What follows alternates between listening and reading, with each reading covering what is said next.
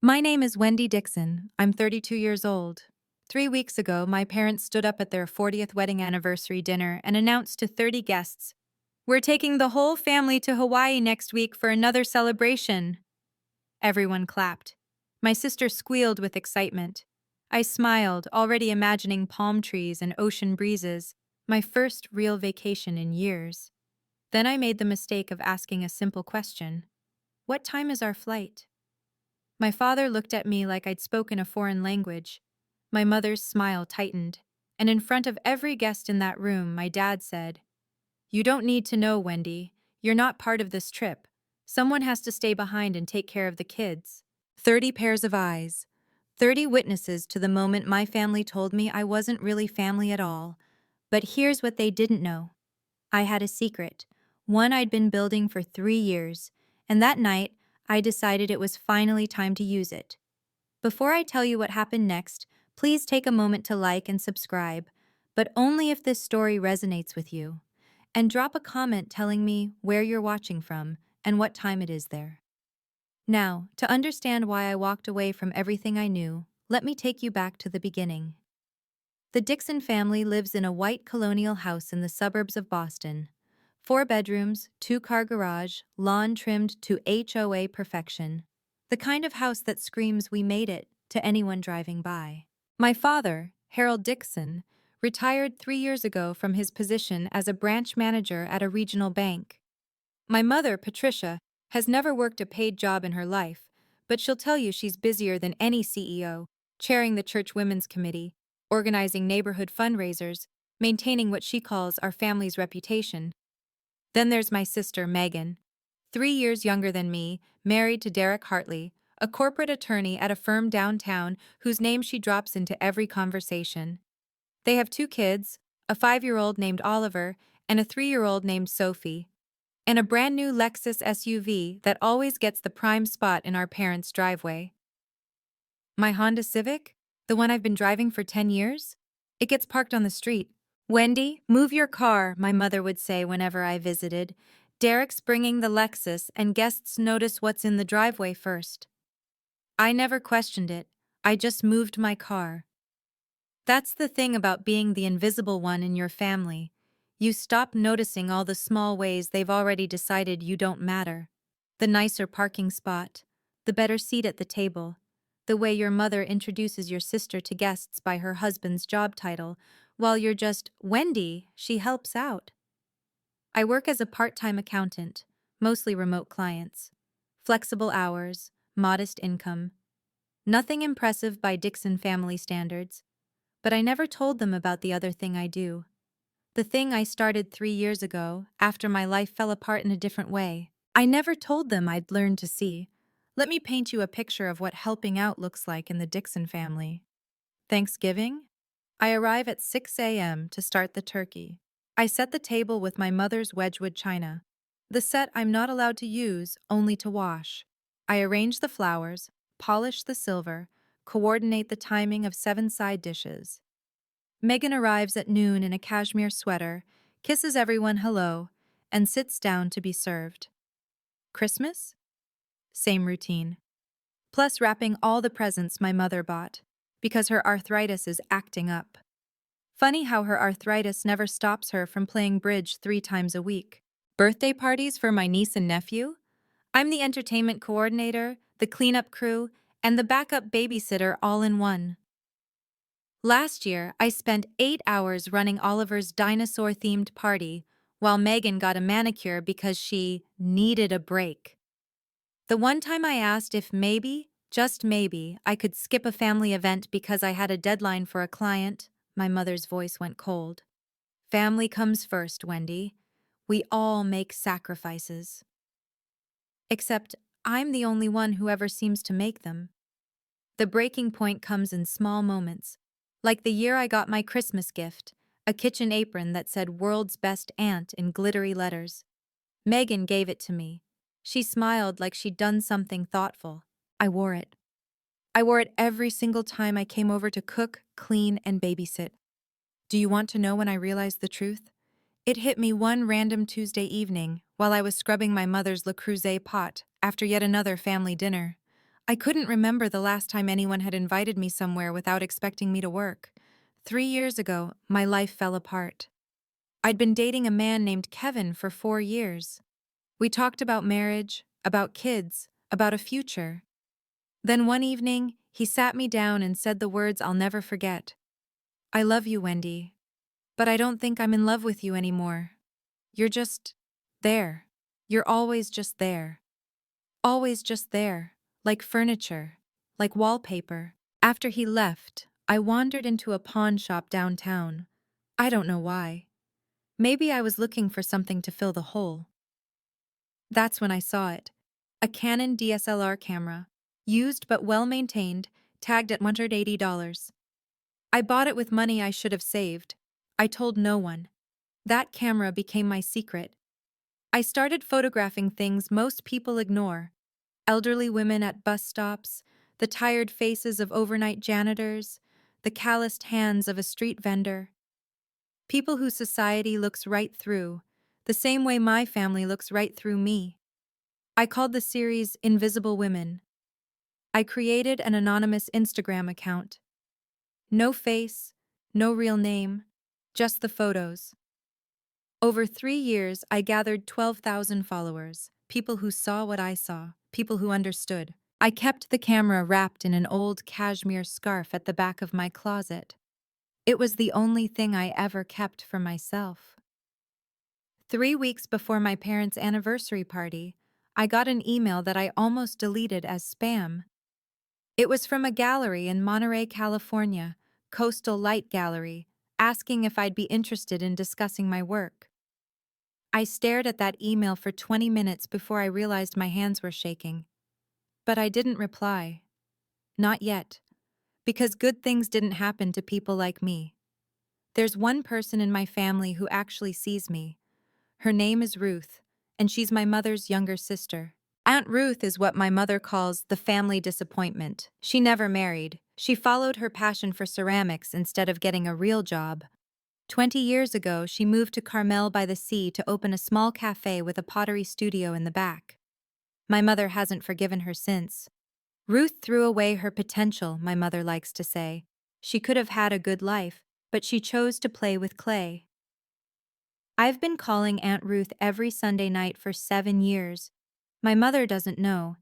It was Aunt Ruth who first saw my photographs. I'd sent her one, just one, testing the waters, and her response made me cry. "Wendy, this is extraordinary. You have a gift." Nobody had ever called anything I did extraordinary. She was the one who encouraged me to keep shooting, to keep posting. And she was the one who 3 weeks before my parents' anniversary said something that changed everything. "Wendy, I hope you don't mind, but I sent your Instagram link to someone, a gallery owner I know in Monterey. His name is Marcus Coleman. He's looking for emerging artists." I nearly dropped the phone. "Aunt Ruth, that's the gallery that emailed me." "I know, sweetheart. He told me. He wants to talk to you about a solo exhibition." Silence. My heart pounding. "But that's real. That's an actual career thing." "Yes, it is." Her voice was gentle but firm. "And you deserve it. You don't need anyone's permission to pursue what you love. I learned that lesson late. You don't have to." That night, I replied to Marcus Coleman's email. Now let me bring you to the night that changed everything. My parents' 40th wedding anniversary. A milestone worthy of a party, according to my mother, which meant 30 guests, a catered menu that I would assist with to save money, and an evening of celebrating the Dixon family's 4 decades of picture-perfect marriage. The preparation started a week before. I took 3 days off from my accounting clients to help set up. I ordered flowers, white roses and peonies, per my mother's specifications. I hand-wrote 60 place cards in the calligraphy she insisted upon. I coordinated with the caterer, pressed the tablecloths, polished the Waterford crystal glasses that had been a wedding gift 40 years ago. On the day of the party, I arrived at 7 a.m. I wore jeans and a t-shirt because there was no point dressing up when I'd be in the kitchen for the next 10 hours. By 6 p.m., the house looked perfect. Candles glowed on every surface. The dining table stretched across the living room, set for 30 with my mother's finest china. I had changed into a simple black dress, nothing fancy, nothing that would draw attention. Wendy, my mother's voice caught me in the hallway. She looked me up and down, frowning. Is that what you're wearing? It's black. I thought it was appropriate. It's fine, I suppose. Just stay in the background. Today is about your father and me. I nodded. I always nodded. Guests began arriving at 7. The men in sports coats, the women in cocktail dresses, old colleagues, church friends, neighbors whose lawns were as immaculate as ours. 30 people who thought they knew the Dixon family. None of them knew me at all, and in 3 hours, that wouldn't matter anymore. Megan arrived at 7:15, perfectly timed for maximum impact. She swept through the front door in a red wrap dress. Diane von Furstenberg, she'd announced to anyone who asked, with Derek behind her in a charcoal suit and their 2 children dressed like catalog models. My mother rushed to embrace her, exclaiming over how beautiful she looked, how handsome Derek was, how precious the grandchildren were. I watched from the kitchen doorway, holding a tray of bruschetta. Everyone, you remember my daughter Megan and her husband Derek? My mother announced to the room. Derek's a partner at Whitmore and Associates. They just made him partner last year. We're so proud. Applause, smiles, congratulations. My mother never mentioned that I was the one who'd done Derek's taxes for 3 years, free of charge naturally. I circulated with appetizers, refilled wine glasses, answered questions from guests who didn't recognize me. Are you with the catering company? One woman asked, reaching for a crab cake. Before I could answer, my mother appeared. Oh, that's Wendy, my other daughter. She's helping out tonight. The woman smiled politely and turned away. My mother didn't notice. She never noticed. At one point, Derek approached me with Sophie squirming in his arms and Oliver tugging at his jacket. Hey, can you take them? Megan and I need to mingle. Not, would you mind? Not, thank you. Just, can you take them? Like passing off luggage. I took them. I fed them dinner in the kitchen. I wiped Sophie's face when she spilled juice on her dress. I told Oliver 3 stories to keep him from running into the living room and disrupting the party. When I finally emerged, dessert was being served. I hadn't eaten anything all day. No one had thought to save me a plate. The announcement came at 9 o'clock, right after my mother's tiramisu was served. My father stood up, tapping his champagne glass with a fork. The room fell silent. 30 faces turned toward him with expectant smiles. Patricia and I want to thank you all for being here tonight, he began, his voice warm with rehearsed charm. 40 years of marriage, 4 decades of building this family, this life, this home. My mother beamed beside him. Megan reached for Derek's hand. I stood near the kitchen doorway, still holding a dirty dessert plate. And to celebrate this milestone, my father continued, we have a surprise announcement. He paused for effect. My mother's eyes sparkled. Next week, we're taking the whole family to Hawaii. 1 week at the 4 Seasons in Maui. A second celebration, just the Dixons. The room erupted in appreciative murmurs. How wonderful. What a gift. You two deserve it, Megan actually squealed. Dad, that's amazing! The kids are going to love it! I felt something lift in my chest. The whole family. That meant me too. For once, I wouldn't be cooking, cleaning, or babysitting. I'd actually be included. I stepped forward, allowing myself a small smile. That sounds incredible. What time is our flight? The question hung in the air. My father's expression shifted. He glanced at my mother. Something passed between them. A look I'd seen 1,000 times but never understood until that moment.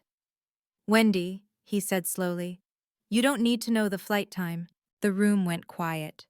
Not the comfortable silence of anticipation, but the tense quiet of something going wrong. I don't understand, I heard myself say. My father cleared his throat. Because you're not going. 30 pairs of eyes. That's how many people watched my father tell me I wasn't part of the family vacation. Someone needs to stay behind, my mother added, as if this were the most logical thing in the world. Megan and Derek need a real vacation. That means you'll watch the children. But, I started. Wendy, honestly. My mother's tone sharpened. You don't have anything important to do. Megan works hard. She deserves a break. Megan works hard. Megan, who hadn't held a job since Oliver was born. Megan, who had a nanny 3 days a week and still complained about being exhausted. It's just a week, Derek added, not even looking at me. The kids love you. I stood there in my plain black dress, holding a dirty plate, while 30 people watched me be dismissed from my own family. Some of them looked uncomfortable. Most of them just looked away. One woman, I didn't know her name, leaned toward her husband and whispered something. He nodded. I caught the words. Poor thing, she must be used to it by now. The champagne glass in my hand trembled. I set down the plate, set down the glass, because I didn't trust myself not to drop them. Of course, I heard myself say, I understand. I smiled. The smile I'd learned to wear after 32 years of being the one who helps out, the one who doesn't complain, the one who is always, always just there. But something inside me had finally cracked. Not broken. Cracked. Like a fault line shifting before an earthquake. I excused myself to the kitchen. I leaned against the counter and closed my eyes. And for the first time in my life, I started making a different kind of plan. The party continued without me. Of course it did. I stayed in the kitchen, mechanically washing dishes, while laughter and conversation drifted in from the living room. At some point, Megan appeared, her red dress swishing against the doorframe. Wendy, don't be upset, she said, reaching for my arm. You know how it is. Derek and I really need this time together. It's been so stressful lately with the kids. I kept washing. I understand. Besides, you're so good with Oliver and Sophie. They'll barely notice we're gone. I rinsed a champagne glass, set it in the drying rack, said nothing. Megan sighed, the way she always does when she thinks I'm being difficult. Look, it's just a week. And you don't have, like, a boyfriend or anything tying you down. Your schedule is flexible. Flexible. That word again. As if my time had no value because I chose how to spend it. Derek made a list, she continued, pulling out her phone. Their schedules, food allergies. Sophie can't have strawberries, remember? And there's this new thing with Oliver's ear. He might need drops. I'll text you everything. She didn't ask if I was willing. She just assumed. That's when Derek appeared, loosening his tie. All sorted? Great. We're heading out early tomorrow to pack. Megan, your mother wants photos before we leave. They were gone before I could respond. Not that I would have. Not that I ever did. But as I stood there alone in my mother's kitchen, staring at the list of instructions Megan had just texted me, a single thought crystallized in my mind. They don't see me as family, they see me as staff, and staff can resign. It was almost midnight when I found the emails. The last guests had finally left. My parents had gone to bed, exhausted from accepting 40 years' worth of congratulations. I was alone in the living room, folding tablecloths, when I realized I needed to send a file to a client whose deadline I'd pushed back for this party. My laptop was at home. My mother's was on the kitchen counter. She won't mind, I told myself. She'd borrowed my things 1,000 times without asking. I opened the laptop. Safari was already running, and there it was. My mother's Gmail, still logged in. I should have clicked away immediately. I should have minded my own business. But I saw my name in the subject line of a recent thread. Hawaii arrangements, Wendy situation. My finger hovered over the trackpad. I knew I shouldn't. I knew whatever I found would hurt. I clicked anyway. The thread was between my mother and Megan, starting a week before the party. From Patricia Dixon. To Megan Hartley.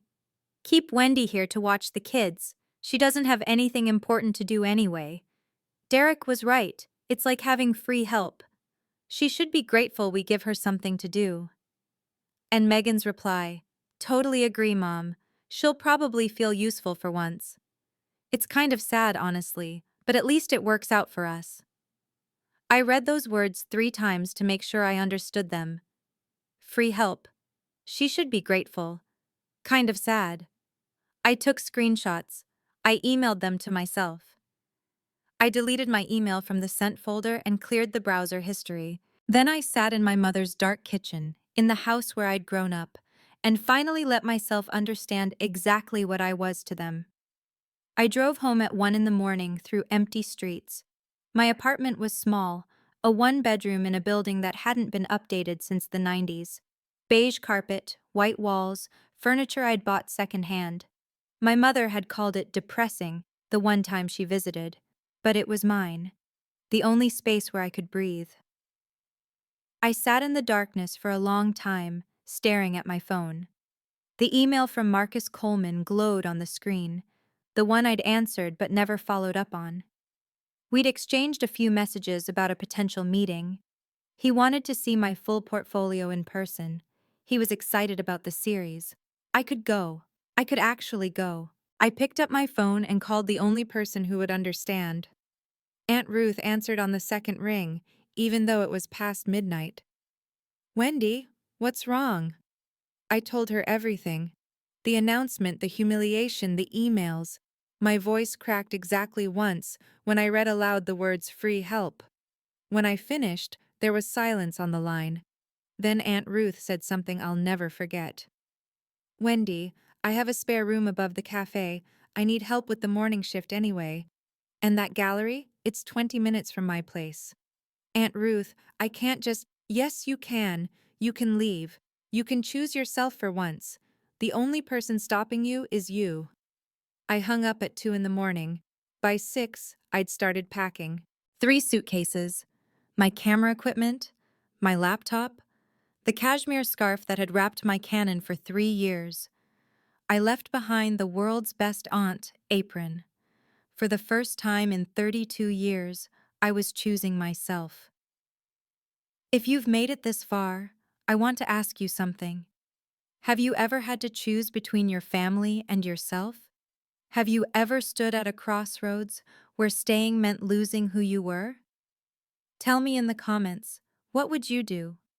Would you stay and endure it, or would you leave? And if this story matters to you, please hit that like button. Now let me tell you what happened when I told them I was leaving. 2 days before my family's Hawaii trip, I drove to my parents' house one last time. My mother was in the living room, coordinating outfits for the vacation. Megan sat on the couch, scrolling through resort reviews. Derek was somewhere upstairs, probably on a work call. My father was reading the paper in his armchair, the way he always did, present in body, absent in attention. "I need to tell you something," I said from the doorway. My mother barely looked up. "If it's about the children's schedule, Megan already sent it to you." "It's not about that." I steadied my voice. "I'm not watching the kids. I won't be available." That got their attention. Megan's head snapped up.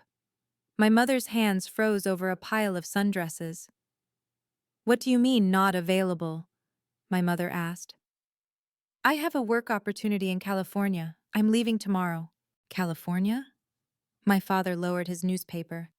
"What kind of work opportunity?" "It's professional. Something I've been working toward." I didn't owe them the details. I didn't owe them anything. Megan's face twisted. "Wendy, you can't be serious. I'm counting on you. We all planned around this." "You planned around me without asking me," I said quietly. "I'm not canceling my life because you assumed I didn't have one." The silence was deafening. Then my mother stood up, her voice cold as January.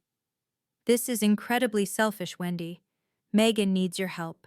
Family comes first." "Family comes first," I repeated. "Except when it comes to inviting me to Hawaii." Her mouth opened, then closed. For once, Patricia Dixon had nothing to say. My father cleared his throat. "If you leave, don't expect us to welcome you back with open arms." "I understand," I said. And for the first time, I meant it. The next 24 hours were a masterclass in emotional manipulation. My mother called 6 times. Each voicemail was more dramatic than the last. "You're tearing this family apart, Wendy. I hope you can live with that. Your father is devastated. He barely ate dinner. Megan cried all evening. The children kept asking where Aunt Wendy was going." Megan took a different approach, weaponized vulnerability. "Wendy, I don't understand why you're doing this to me. I'm your sister. Don't you care about us at all?" And then, the text that nearly broke me. "You're going to end up alone, you know, just like Aunt Ruth. Is that what you want?" I stared at that message for a long time. Just like Aunt Ruth. They meant it as an insult. They meant it to scare me. But Aunt Ruth had her own business, her own art, her own life built on her own terms. Aunt Ruth was happy. Maybe ending up like Aunt Ruth wasn't a threat. Maybe it was a promise. I turned off my phone. The last thing I did before I left Boston was walk through my empty apartment. 3 suitcases by the door. Everything else would stay behind. The second-hand couch, the beige carpet, the life I'd been living for everyone else. I taped my spare key to an envelope and slid it under my landlord's door.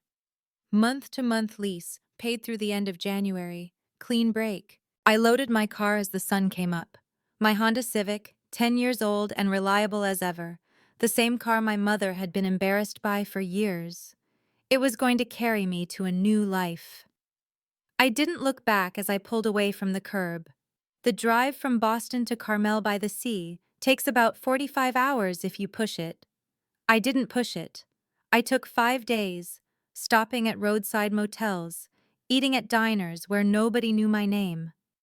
Somewhere in Nebraska, I pulled over at a rest stop and just sat there, watching the sunset paint the prairie in shades of gold and pink. I photographed it. My first shot as a free woman.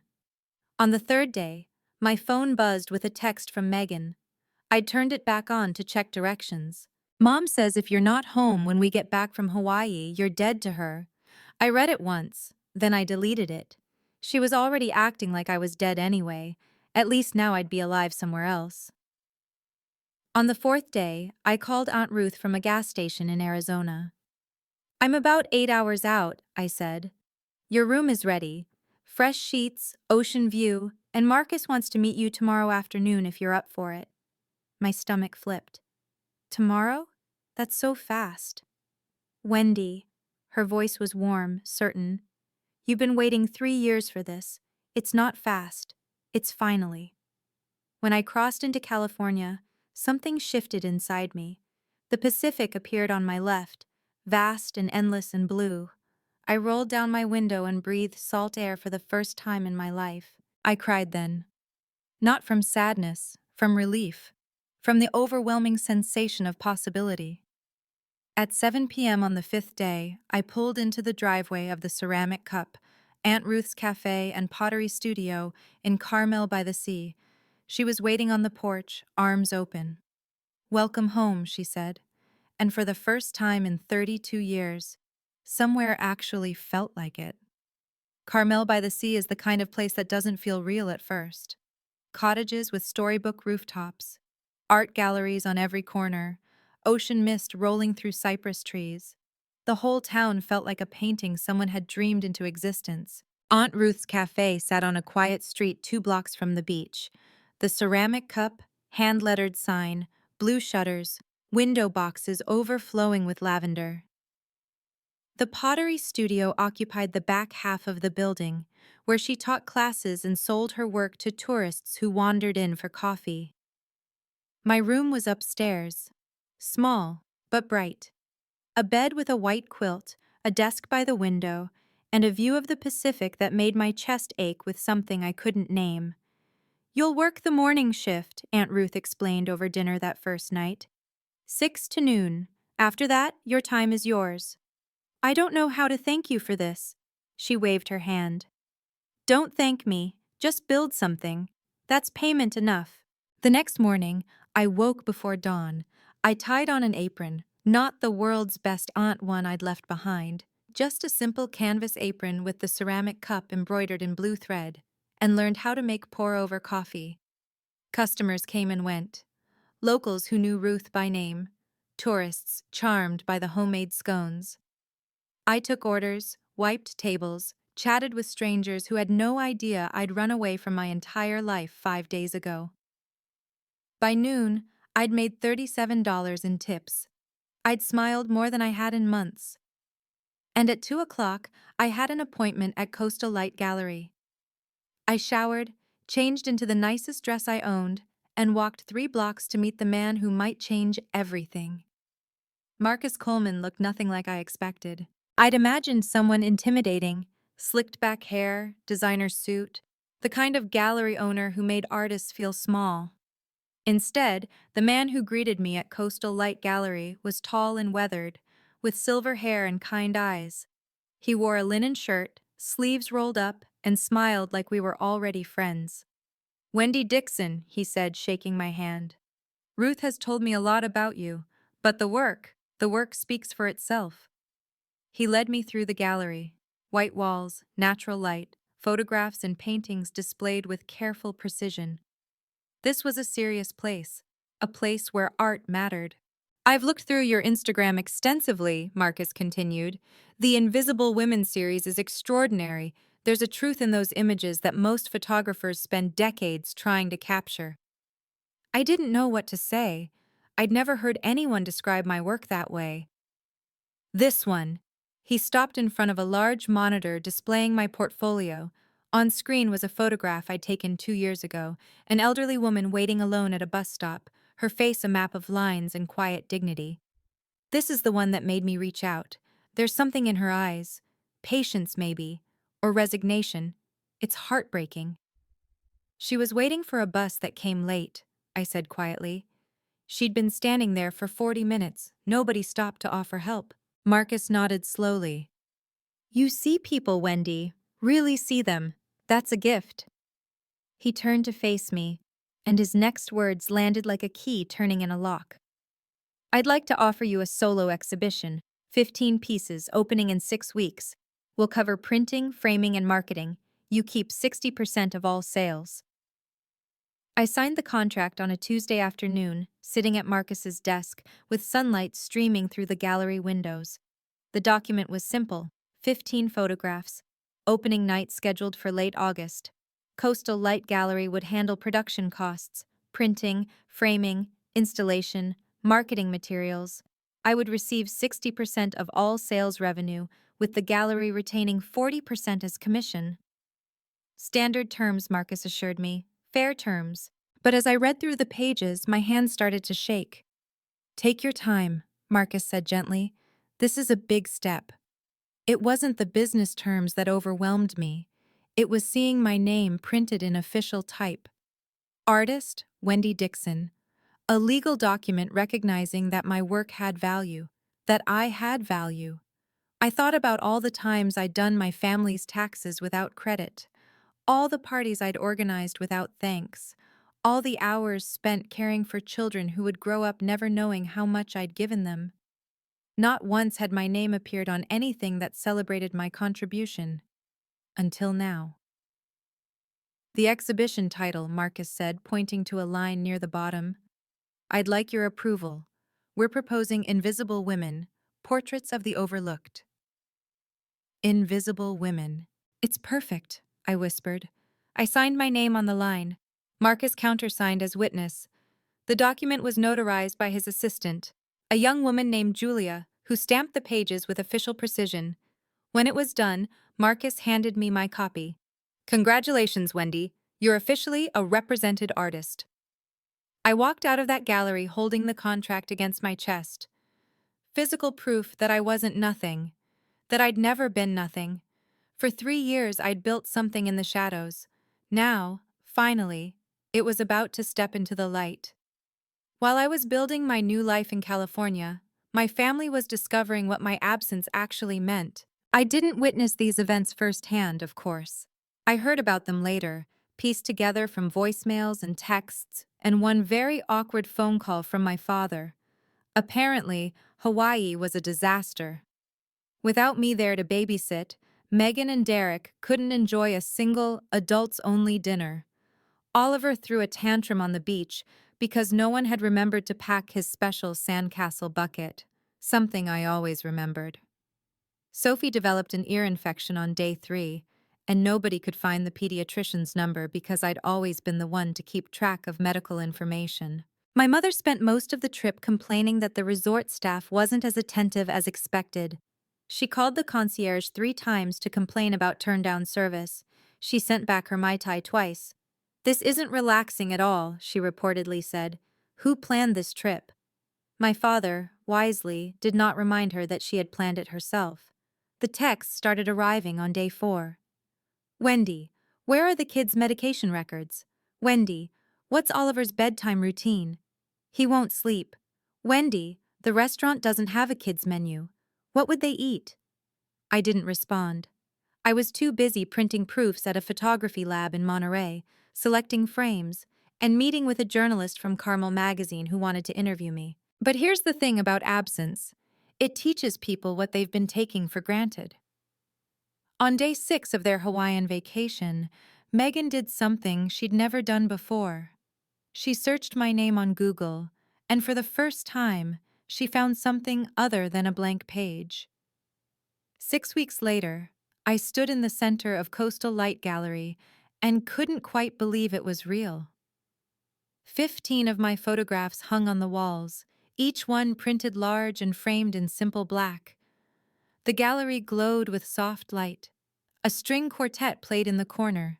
Marcus's idea, not mine. A bartender in a crisp white shirt poured champagne. 50 guests moved through the space.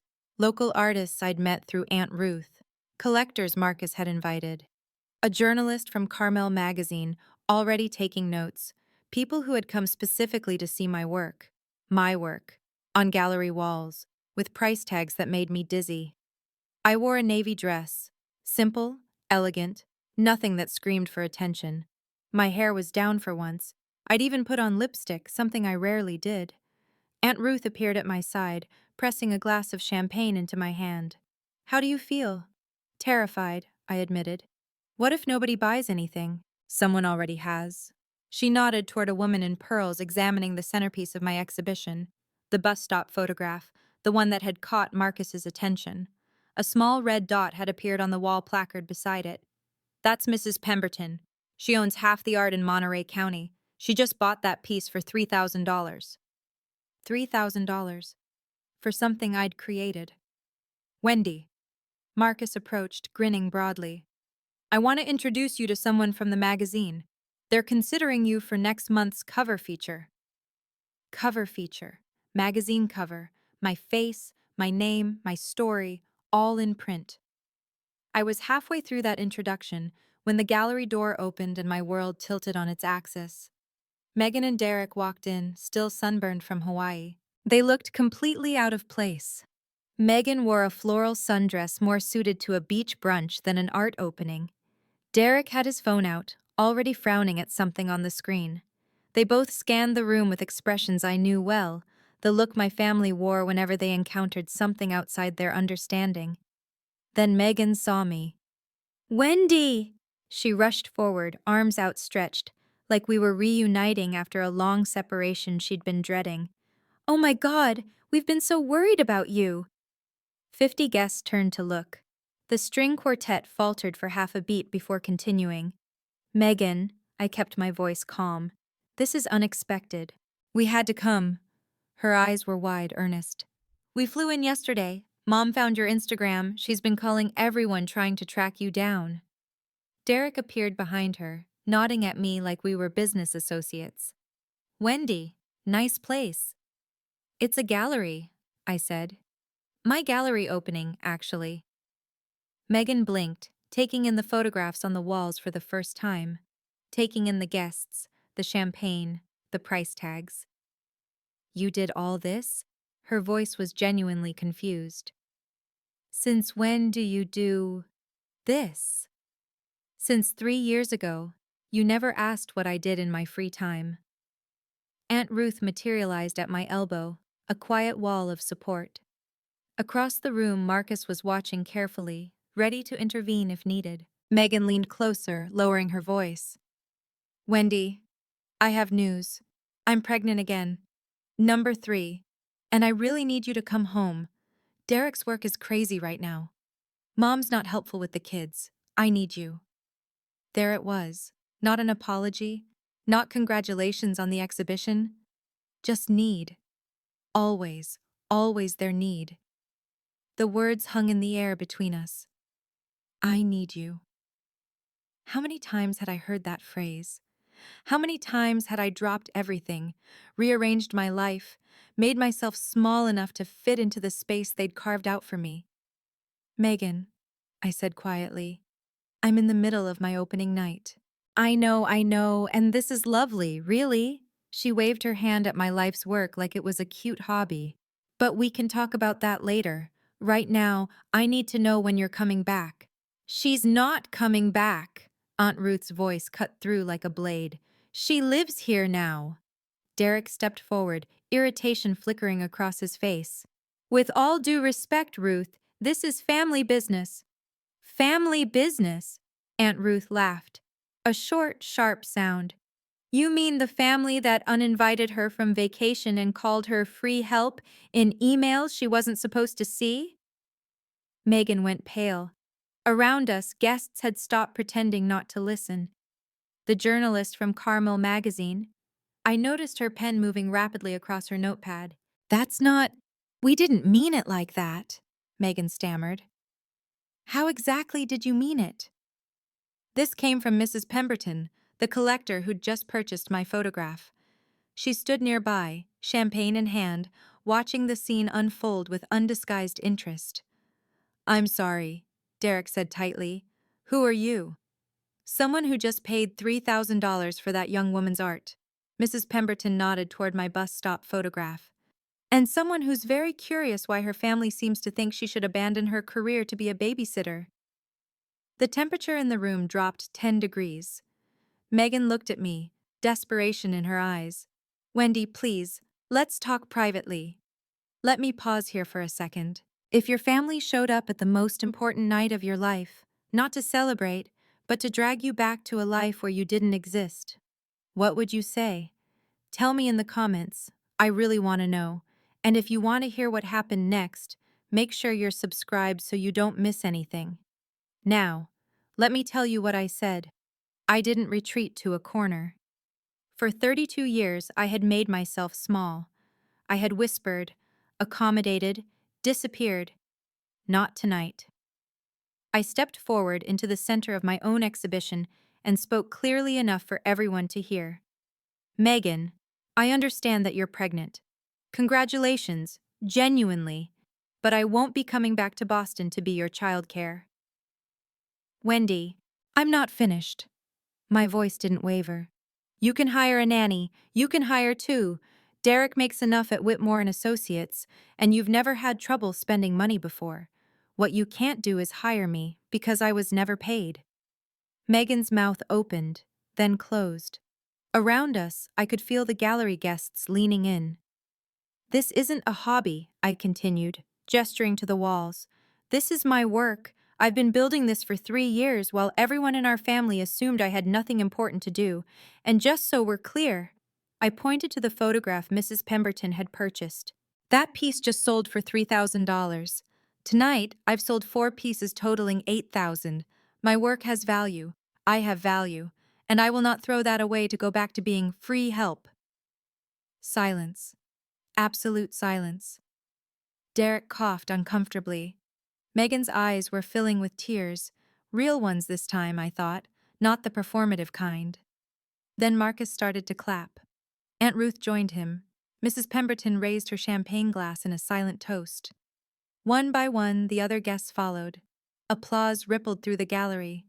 Not for my photographs, for me. For the moment I finally stood up and said enough. I didn't smile triumphantly. I didn't gloat. I simply looked at my sister and said, I hope your pregnancy goes well.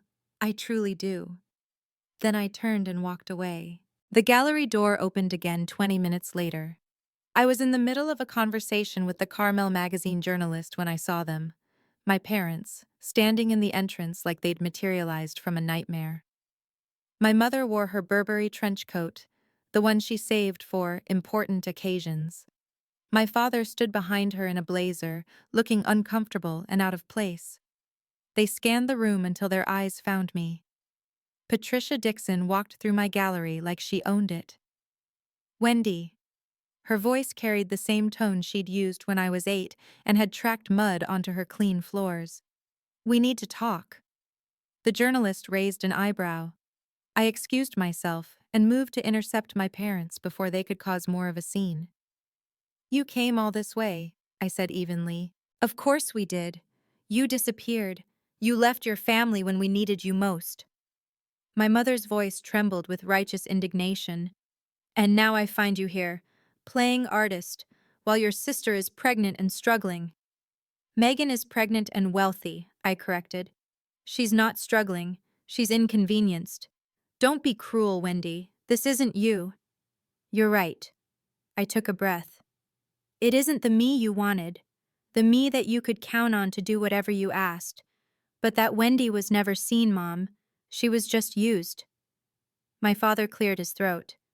Wendy, your mother is trying to say. I know what she's trying to say, Dad.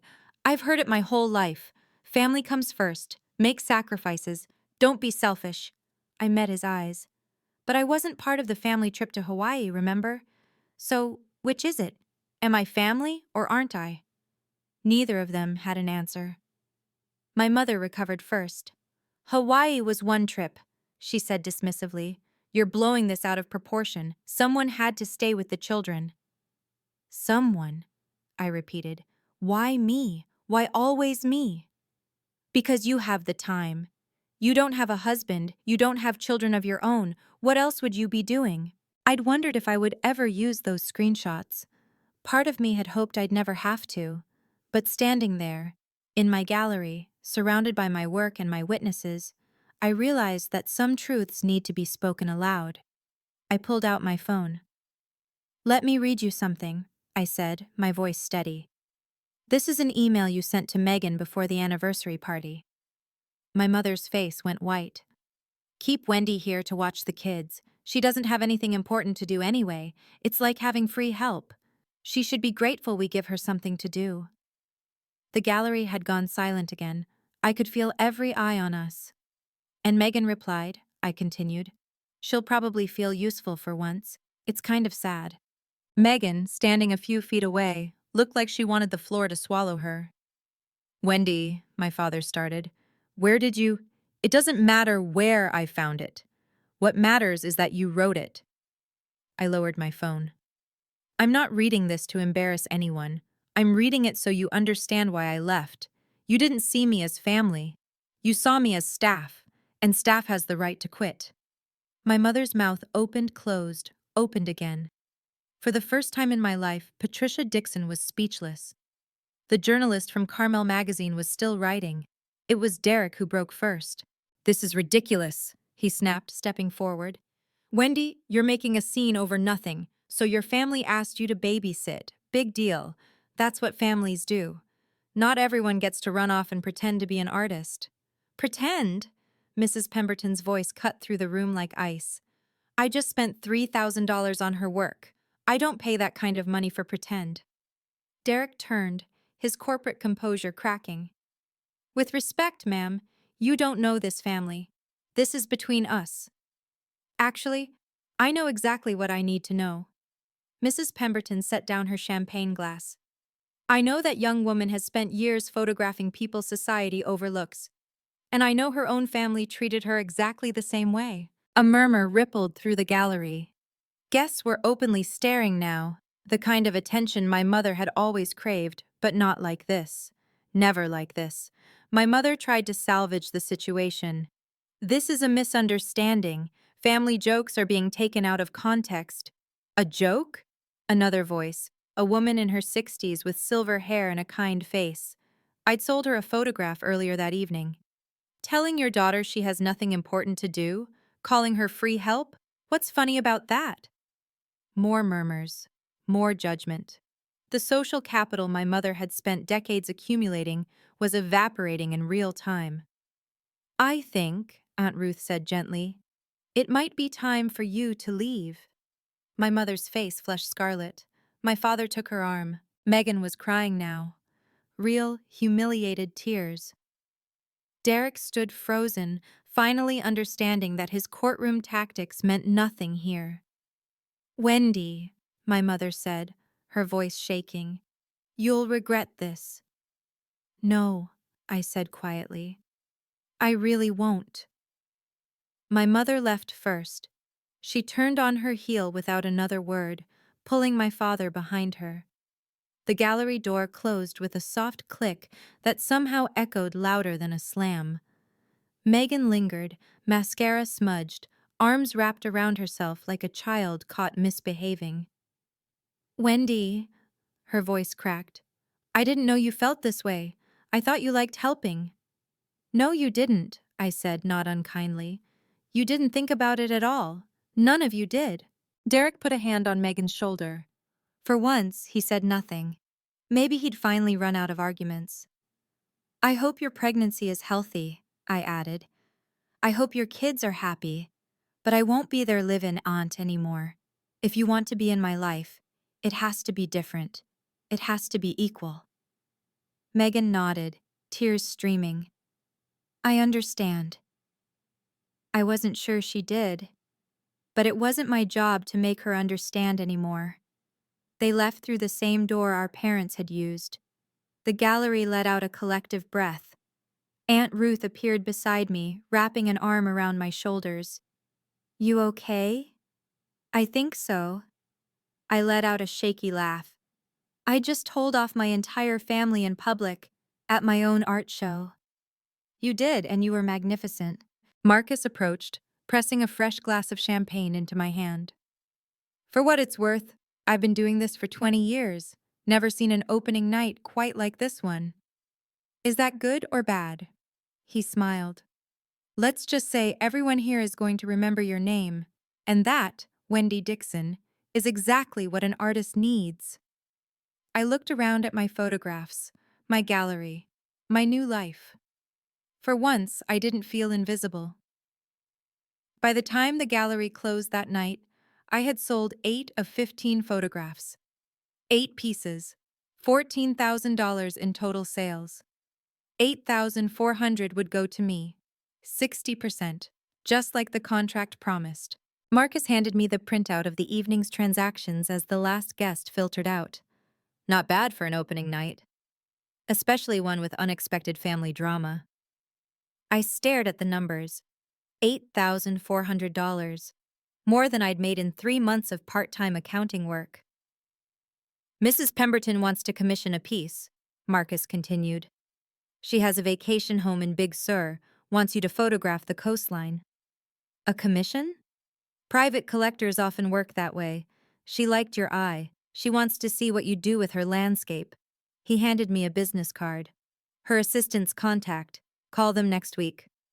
I tucked the card carefully into my clutch, next to my copy of the gallery contract. And the magazine interview, Marcus added. Susan said she has enough material for a feature. They're considering you for next month's cover. Cover? Of an actual magazine, with my name and my face and my story. Aunt Ruth helped me carry the unsold photographs back to my room above the cafe that night. 7 pieces, still waiting for the right buyers. But 7 was better than 15. 7 meant people had seen value in what I created. I set the check on my desk, the first check I'd ever received for my art, and photographed it. Not to post anywhere, just to remember. Payable to Wendy Dixon, $8,400. Proof. Physical proof that I wasn't nothing, that I'd never been nothing at all. 2 months later, my new life had a rhythm. I woke at 5, watched the sun rise over the Pacific from my window, and opened the ceramic cup by 6. Morning shift until noon, pouring coffee, chatting with regulars, learning the names of locals who now recognized me as Ruth's niece, the photographer. Afternoons belonged to my work. I'd rented a small studio space 3 blocks from the cafe, just big enough for my editing equipment and a printing station. The gallery exhibition had closed, but Marcus had already scheduled another show for spring. This time, a series called Boundaries, photographs of edges, thresholds, the spaces between belonging and being alone. It felt right. The magazine article came out in October. My face on the cover of Carmel magazine, next to the headline, "The Artist Who Learned to See Herself." The article told my story, edited, of course, with names changed to protect the innocent and the guilty alike. But the truth was there. The invisibility, the breaking point, the choice. People reached out. Women who'd been the family helper, the reliable one, the one everyone forgot to thank. Their messages filled my inbox like a chorus of recognition. I thought I was the only one. "You gave me permission to leave. Thank you for showing me it's possible." My family reached out too, eventually. Megan texted after the baby was born. A girl named Charlotte. She sent a photo, I sent congratulations and a gift card, nothing more. My mother called once, I didn't answer. She left a voicemail asking if I'd gotten this out of my system yet. I deleted it. But my father surprised me. His email arrived on a Tuesday evening, 3 sentences long. "Wendy, I saw the magazine. I'm proud of you." That one I kept. Today, I'm sitting in my studio looking out at the Pacific. The Canon camera I bought from that pawn shop still sits on my shelf, older now, battered, but still working. Next to it sits a newer model, one I purchased with money I earned from my art. Both cameras matter. One reminded me to see, the other proves that people saw me back. My second exhibition opens next month. Boundaries. 15 new photographs, each one exploring the edges of connection, where family ends and self begins, where obligation crosses into exploitation, where love becomes something else entirely. I think it might be my best work yet. Aunt Ruth stops by every morning with coffee and commentary. Marcus checks in weekly with updates about collectors and opportunities. The ceramic cup regulars have started requesting the photographer's table by the window, where I sometimes edit photos between customers. I'm not rich, I'm not famous, but I'm seen, and that's enough. As for my family, we exist in a new configuration now. Christmas cards, birthday texts, the occasional update about the children. Civil, distant, healthier than before. I haven't been back to Boston. Maybe someday I will. But only as a visitor, never as the help. The other day I was going through old photographs and found one I'd taken years ago. A self-portrait, shot in the mirror of my Boston apartment, back when I was still invisible. The woman in that photo looked tired, defeated, like she was waiting for permission to exist. I deleted it. That woman is gone now. In her place is someone who takes up space, who creates beautiful things, who says no when she means no, and yes only when she chooses. Someone who finally let herself be seen. That's the real story. Not revenge, not triumph, just freedom. From a psychological perspective, Wendy's story illustrates something called parentification. When a child, often the eldest, takes on adult responsibilities without recognition or reciprocity. She also occupied the scapegoat role, the family member whose needs are consistently deprioritized, while a golden child, Megan, receives endless attention and resources. Here's what I want you to take away from this. Setting boundaries isn't betrayal. It's not abandonment. It's the recognition that you cannot pour from an empty cup, and that the people who truly love you won't ask you to. If you're in a situation like Wendy's, remember, your worth isn't measured by how useful you are to others. It's inherent. It was always there. And sometimes, the bravest thing you can do isn't fight back. It's walk away. Build something of your own. Let your life speak louder than any argument ever could. You deserve that. We all do. Until next time, take care of yourself.